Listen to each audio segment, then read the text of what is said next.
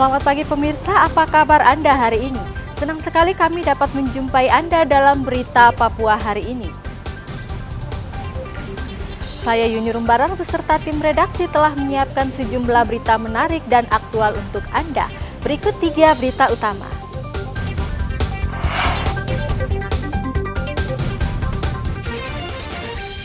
Membawa 4 penumpang, pesawat jenis karavan milik maskapai Sam Air jatuh di Gunung Walarek, Kabupaten Yalimo. Kapal pengangkut bahan bangunan yang membawa 8 ABK hilang di perairan Timika. KPU Papua Selatan temukan bacalek mendaftarkan diri menggunakan KTP orang lain.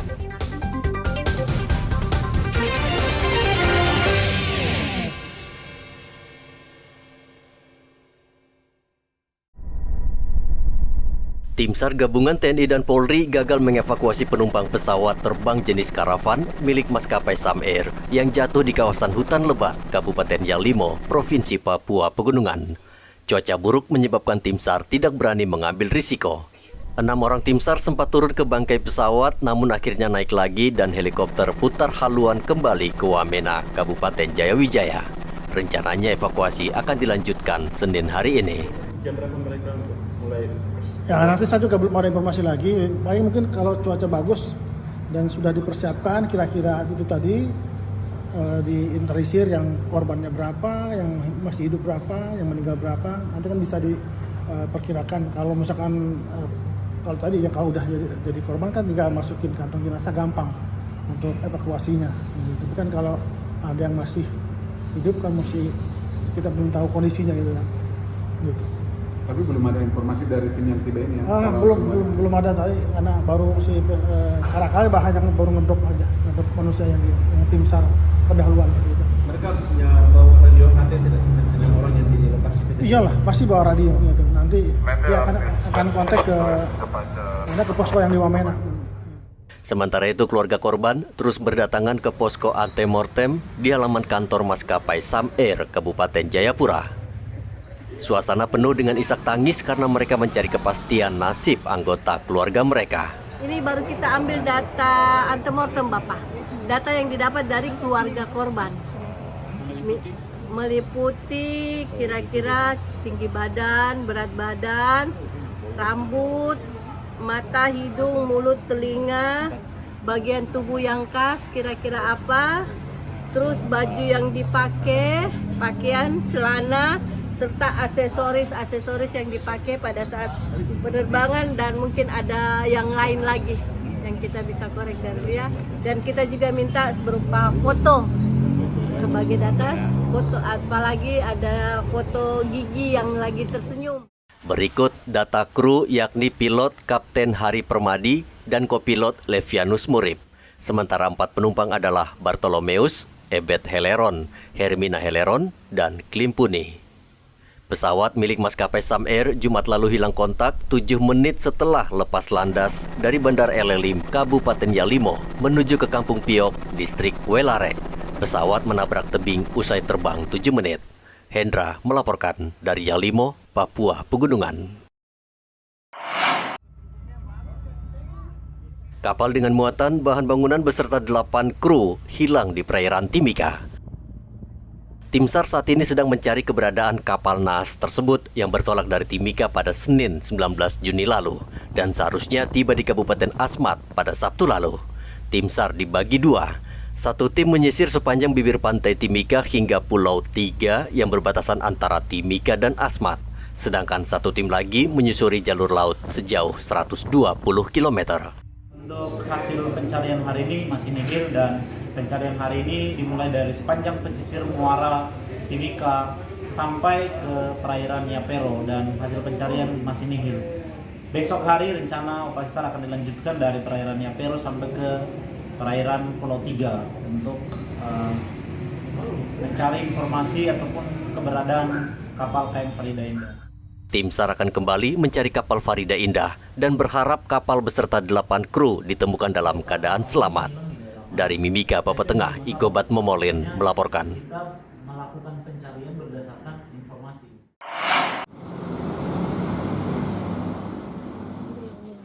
Kantor Imigrasi Merauke menangkap 9 warga Papua New Guinea yang masuk ke Indonesia secara gelap atau ilegal. Setelah menjalani pemeriksaan, Sabtu lalu mereka langsung dideportasi ke negara asalnya, Papua New Guinea. Ke-9 warga Papua New Guinea masuk ke Indonesia melalui laut dan berencana membeli barang-barang Indonesia untuk kembali dibawa pulang ke negaranya.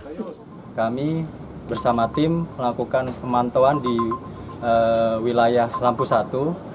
Diketahui ada 9 orang yang melaksanakan kegiatan jual beli barang atau membeli barang dari wilayah Indonesia. 9 orang ini ditangkap di Jalan Mandala. Kemudian kita bawa orang tersebut, kemudian dimintai keterangan dan diketahui 9 orang tersebut, 9 orang Papua New Guinea tersebut tidak dilengkapi dengan dokumen dan tidak melalui pemeriksaan keimigrasian ketika masuk ke wilayah Indonesia. Ke-9 warga Papua New Guinea tersebut dipulangkan melalui pintu PLBN Sota. Imigrasi menghimbau warga yang akan masuk ke Indonesia mengurus surat resmi.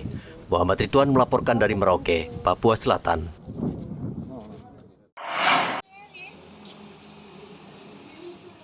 Satuan Reserse Kriminal Satreskrim Polresta Manokwari menangkap pelaku penyalahgunaan BBM subsidi jenis solar. Modus yang dilakukan pelaku membeli BBM di SPBU Jalan Baru dan SPBU Sowi. Setiap hari solar yang dibeli sebanyak 60 liter, kemudian ditampung dan ditimbun lalu dijual kembali di pedalaman. BBM tersebut dijual seharga Rp11.000 per liter. Dengan modal Rp8 juta, tersangka berhasil meraup untung hingga Rp14 juta.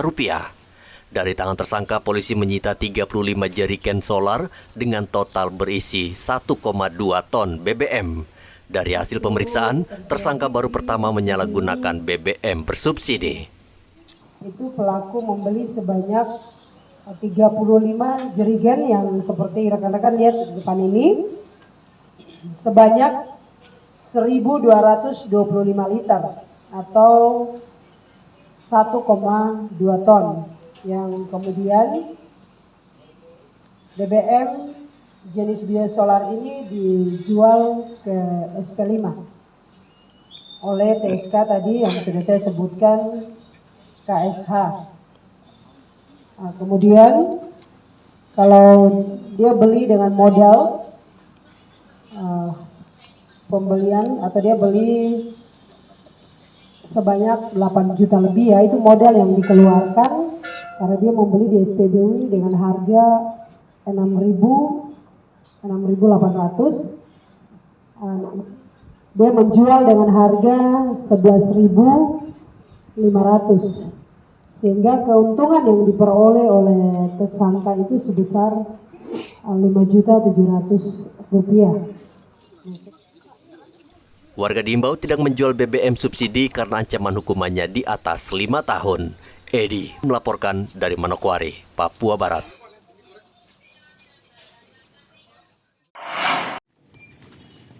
Polisi meringkus 3 orang yang diduga terlibat kasus perdagangan orang. Korbannya perempuan berumur 17 tahun dan dipekerjakan sebagai pramuria di kafe milik tersangka. Korban menyatakan mengenal tersangka dari media sosial. Hubungan mereka semakin akrab, lalu korban dijanjikan bekerja di sebuah restoran, namun ternyata bekerja sebagai pramuria.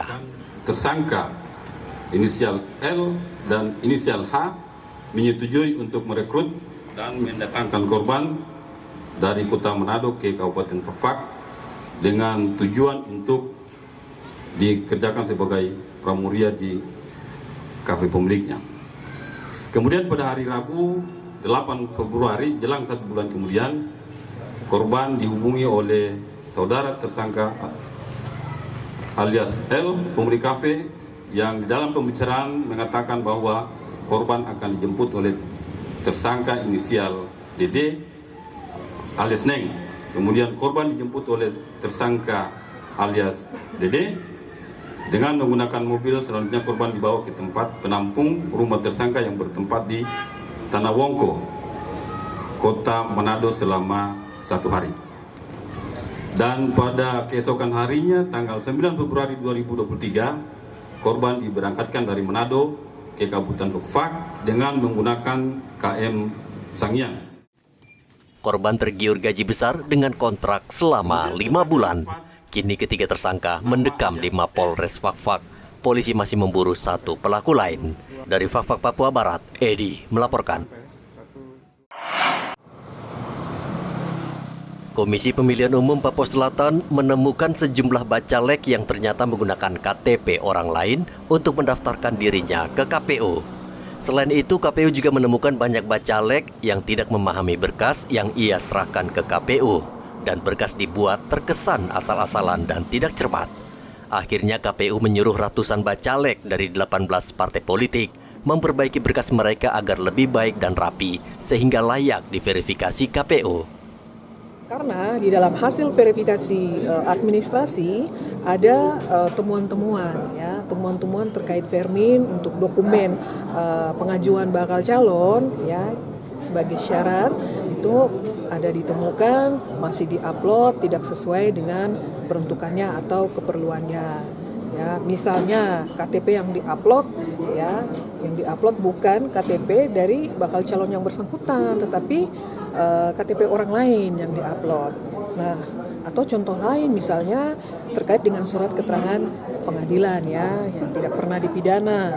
Nah, ini yang diupload adalah SKCK-nya, sementara surat keterangannya tidak diupload. Berarti kan tidak sesuai dengan peruntukan atau keperluannya. Nah, dalam tahapan perbaikan, ya, sesuai dengan tahapan dan jadwal, yaitu tanggal 26 Juni sampai dengan 9 Juli, ya, bagi bacalon baik untuk DPRD Provinsi maupun DPD RI, ini harus memperbaiki dokumen-dokumen tersebut tadi.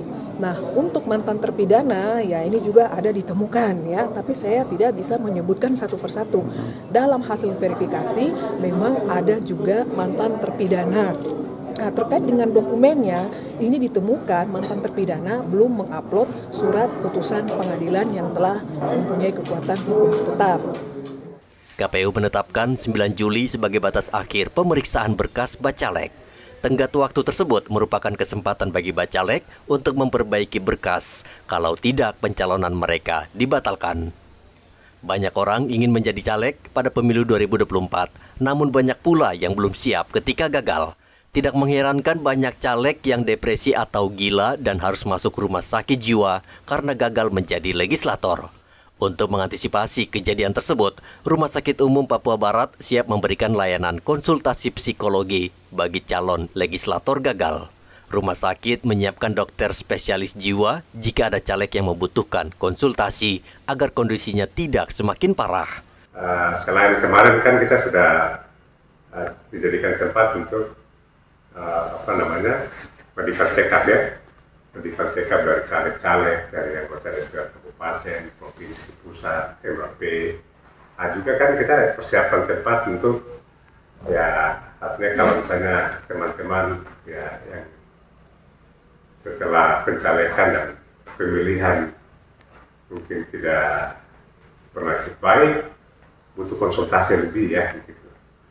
Mungkin agak kurang tidur, ya, itu bisa datang konsultasi karena yang tadi saya sampaikan bahwa kita sudah punya pelayanan jiwa. Jadi kan orang sakit jiwa itu tidak harus jalan di jalan atau tidak pakai pakaian atau apa begitu. Mungkin susah tidur saja itu sudah indikasi kesadaran saja. Mungkin ada masalah dengan proses pesta demokrasi, terus kemudian susah tidur, marah-marah sendiri di rumah, berkelahi dengan keluarga. Saya segera konsultasi ke politik jiwa nanti kita akan buka di rumah sakit provinsi. Tidak hanya dokter, rumah sakit juga menyiapkan bangsal dan akan menambah jumlahnya jika ada lonjakan pasien. Muhammad Ridwan dan Edi melaporkan dari Merauke dan Manokwari.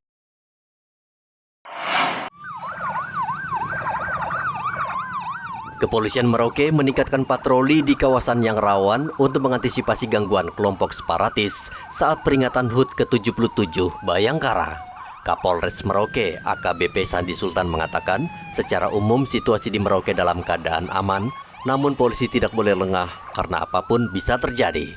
Kami tetap melaksanakan mendeteksi daripada kegiatan-kegiatan yang menyimpang dari saudara-saudara saya yang masih belum sepaham dengan pemerintah daerah ataupun pemerintah pusat. Dalam hal ini, deteksi ini selain kita mencari informasi ya ataupun juga keterangan, saya mengarahkan kepada jajaran seluruhnya, khususnya jajaran Intel dan semua anggota Polres Merauke, bahwa saudara-saudara kita ini yang tergabung dalam ormas tetap kita rangkul, tetap kita jadikan atau anggap mereka sebagai warga negara Indonesia.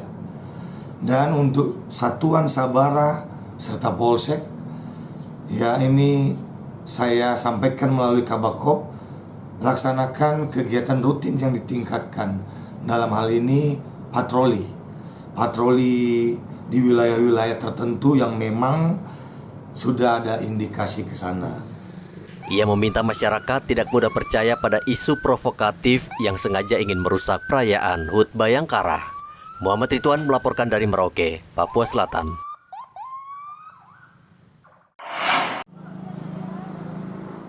Ratusan orang tua sudah antre sejak pukul 4 subuh untuk mendaftarkan anaknya di SMP Negeri 2 Merauke yang merupakan salah satu sekolah favorit di Merauke. Padahal pendaftaran baru dibuka pukul 8 pagi. Mereka datang lebih awal karena khawatir tidak kebagian nomor antrean, apalagi yang mendaftar ke sekolah ini sangat banyak.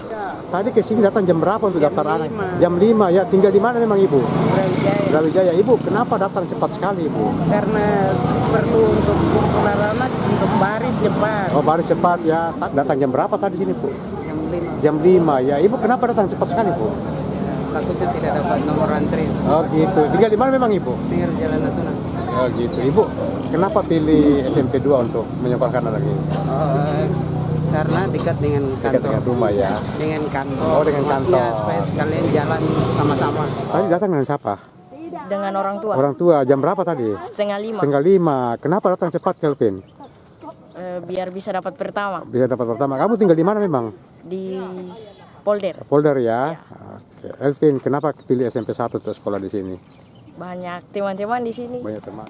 Selain SMP Negeri 2, orang tua murid juga harus antre untuk mendaftarkan anak mereka di SMP Negeri 1. Saat ini, kedua sekolah menerapkan sistem zonasi atau pendaftaran yang memprioritaskan di mana siswa tinggal. Namun, sistem penerimaan masih dilakukan secara manual alias datang sendiri ke sekolah. Sistem donasi. Donasi. Iya. Nah, ada berapa siswa yang akan diterima ini? 288. 288. Iya, tapi belum masuk yang tahan kelas. Itu berapa rumbel, Bu? 9 rombel. 9 rombel ya. Iya. Jadi untuk sistem pendaftaran lewat online juga ada? Enggak ada ya? Semua manual ya? Iya, karena melihat kita jangan banyakkan anak-anak kita atau siswa kita yang akan mendaftar, mungkin tidak semua pakai handphone. Ya. Penerimaan siswa baru SMP di Merauke mulai serentak dilakukan Sabtu lalu dan akan berakhir pada awal Juli. Muhammad Ridwan melaporkan dari Merauke, Papua Selatan.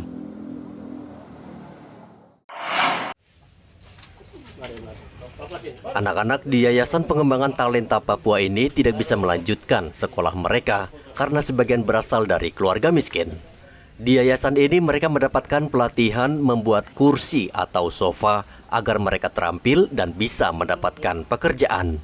Untuk menjamin kelancaran pelatihan di yayasan ini, Pemkab Mimika memberikan bantuan kepada Yayasan Pengembangan Talenta Papua berupa sembako yang terdiri dari beras, mie instan, dan minyak goreng. Kami sudah sesuai dengan program kerja yayasan. Kami punya bidang program khusus. Bidang program ini yang kami lakukan adalah pengembangan kelanjutan di sekolah ke anak-anak ke SMK Pika Semarang. Nah ini sudah SMK Pika Semarang. Ini kami sudah punya kerjasama dengan Pika, sehingga dengan berdasarkan kerjasama itu kami sudah melakukan MOU bersama untuk diberangkatkan anak-anak ini ke sana supaya mereka